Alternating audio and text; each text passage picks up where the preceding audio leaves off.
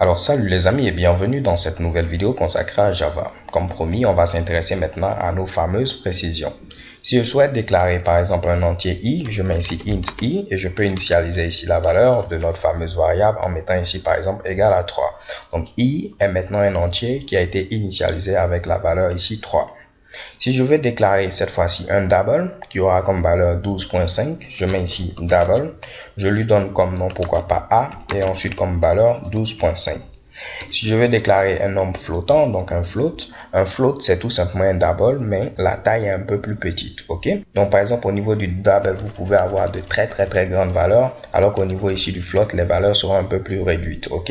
Donc pas les valeurs après la virgule mais les valeurs également avant la virgule, donc les valeurs qui sont présentes également ici. Pour faire simple, un double c'est un peu comme un float avec une taille double, ok? Donc là je vais déclarer également un float, donc je mets ici float, je vais lui donner comme nom b et comme valeur pourquoi pas 32 ici, 0.5. Pour terminer, il y a le type long. Donc si on doit faire également simple, le long c'est un peu ici un int qui aura ici une taille double. Donc on pourra mettre ici de longs entiers à ce niveau-là. Donc surtout ne vous embrouillez pas avec tous ces michibichi là. Un double c'est un float de taille double. Ici un long c'est un int de taille double. Je lui donne comme nom c et je vais mettre ici comme valeur ici ce michibichi là. Alors première des choses, on a déjà ici une erreur. On nous dit que cela n'est pas du tout un float. Ok, on nous propose même de faire un petit casting pour le convertir ici à ce niveau en float.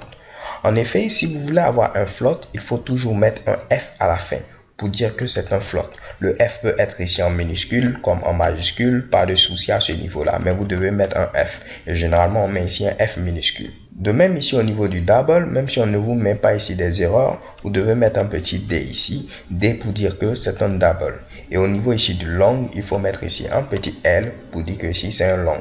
Donc généralement au niveau du double, on met un petit D, au niveau ici du float, on met un petit F, mais au niveau ici du long, on met ici tout simplement un grand L. Ok, donc libre à vous de mettre un L minuscule, mais généralement on le confond un peu avec le 1, raison pour laquelle on met ici à ce niveau-là un L majuscule. Ok, donc les gars, rien de bien compliqué, c'est juste ici une précision au cas où vous voyez ici des D, des F, des L dans certains programmes. En effet, il est conseillé de les mettre pour avoir des valeurs bien stockées en mémoire. On ne va pas gaspiller la mémoire. Parce que si vous ne mettez pas par exemple le D, il peut se dire que c'est d'abord ici un float. Ensuite, en voyant ici le type double, il va faire un autre casting pour le mettre ici à ce niveau-là. Donc, plein d'opérations pour simplement stocker un petit double. Ok? Donc, n'oubliez pas, si vous voulez déclarer un double, ça ne vous coûte rien. Vous mettez un D à la fin, un float, vous mettez un petit F à la fin et un long, vous mettez un petit L également ici à la fin. Voyons également une autre précision, c'est au niveau ici de fameux switch. Je vais demander à l'utilisateur d'entrer une valeur, donc je peux mettre ici 6 out, CTRL espace.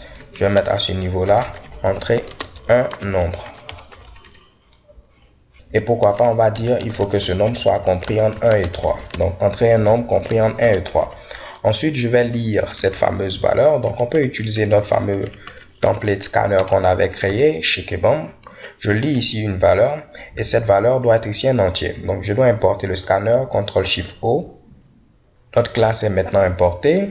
Si je veux lire la valeur, il va me falloir ici un entier. Donc je vais l'appeler tout simplement number, comme cela. Et pour lire la valeur, je mets ici clavier.nextInt. Donc une fois que j'ai pu lire cette valeur, je vais faire un petit switch pour dire si la valeur est égale ici à 1, il faut faire cela. Si elle est égale à 2, il faut faire ceci, ainsi de suite. Donc je peux mettre ici switch, CTRL espace. Je choisis ce qu'il me propose ici comme template. On va faire un petit switch sur la valeur ici de number. Si la valeur est égale ici à 1, on fera quelque chose. Si la valeur est égale à 2, on fera autre chose, ainsi de suite. Donc si la valeur est égale à 1, on va afficher tout simplement vous avez entré 1. On ne va pas se fatiguer. Donc je vais mettre ici, vous avez entré ici 1. Donc désolé pour les accents, j'utilise un clavier anglais qui va me fatiguer un peu à ce niveau-là. Donc je vais copier également ce michibichi. Donc j'évite d'ouvrir le clavier visuel et tout. Donc on va lire également la valeur. Si elle est égale ici à 2, on va mettre tout simplement vous avez entré 2. Et si elle est égale à 3, on va mettre ici vous avez entré 3. Donc chez Kebam, je vais mettre ici case 3. et là vous avez entré 3. Donc le switch va permettre ici de vérifier ici la valeur, et dans le cas où la valeur est égale à 1, il va afficher ceci. Donc si c'était un bloc d'instruction, vous pouvez le mettre ici à ce niveau là, et lorsque vous terminez, il faut terminer votre bloc d'instruction avec un petit break. Ok, donc là pas de souci, c'est juste une petite révision. Donc si la valeur est égale maintenant ici à 2, il faut mettre vous avez entré 2, un break, la valeur est égale à 3, ainsi de suite. Et par défaut, on va dire à l'utilisateur, il fallait entrer une valeur qui est comprise ici entre 1 et maintenant 3. Donc je mets ici entrer une valeur entre 1 et 3. Shikebam. Donc là, je peux faire CTRL-SHIFT-F pour essayer de formater ici mon Mitsubishi, et vous voyez que Eclipse essaie ici de m'aider à ce niveau-là. Donc il n'y aura pas ici de case 2, ce sera ici comme ceci, et je vais enlever ici ces Mitsubishi que j'ai mis. Je vais profiter pour faire également une petite indentation. Donc là, si je lance l'exécution ici de notre fameux programme, on me demande d'entrer une valeur, je mets pourquoi pas 3, et shikebam, vous avez entré 3. Je relance l'exécution de ce code, je mets comme valeur 2, et shikebam, vous avez entré 2. Si je mets maintenant une valeur qui n'est ni égale à 1, ni égale à 2, ni égale à 3, on va me mettre ici à ce niveau-là, vous devez entrer une valeur entre 1 et 3. Donc je vais tester, je vais mettre ici, pourquoi pas ici 34, et vous voyez, entrer une valeur entre 1 et 3. Donc ce qu'il faut savoir, c'est que depuis la version 7 de Java, vous avez la possibilité de faire également un switch sur des chaînes de caractères. Donc là, si je voulais lire une chaîne de caractères, je vais mettre ici next line, je vais mettre entrée du texte, on va faire simple. Donc du texte comme ceci, on le place ici de mettre number, je vais mettre ici chaîne. Donc on va faire également un petit switch sur notre chaîne. Dans le cas où notre chaîne est égale à Toto, on va mettre ici, vous avez entré Toto.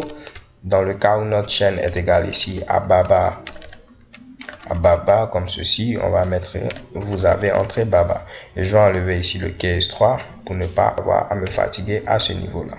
Et là, pour terminer, on va mettre entrée soit Toto ou Baba. Voilà. Donc là, vu que je lis ici une chaîne de caractères, il faut stocker ce Mitsubishi au niveau d'un string. Et chez Kebam, tout est parfait. Donc il faut savoir que vous pouvez faire également un switch sur une chaîne de caractères depuis la version 7 de Java. Je lance l'exécution, entrée du texte. Si je mets du charabia, on me met ici entrée soit Toto ou Baba. Mais si je mets Toto, on va me mettre vous avez entré Toto. De même, si je mets ici Baba, on va me mettre ici vous avez entré ici Baba. Alors les gars, pourquoi cette vidéo sur cette précision pour dire qu'il y a eu tel changement à partir de la version 7 de Java, et ainsi de suite? C'est pour que vous puissiez par vous-même vous rendre au niveau du site officiel d'Oracle où il y a toutes les informations également sur Java, donc sur l'avancée ici de Java. Donc en ce moment, lorsque je fais la vidéo, nous avons la version 8 de notre fameux JDK, donc la version 8 de Java SE. Donc libre à vous de vous rendre au niveau de la documentation et de voir les améliorations qui ont été faites et ainsi de suite. Et si vous pourrez produire des codes de grande qualité. Alors surtout ne vous inquiétez pas, la série de vidéos pour intermédiaires sera bien sûr avec Java 8. Alors les gars, c'est tout. So thanks for watching. Don't forget to subscribe and have a nice day. Peace.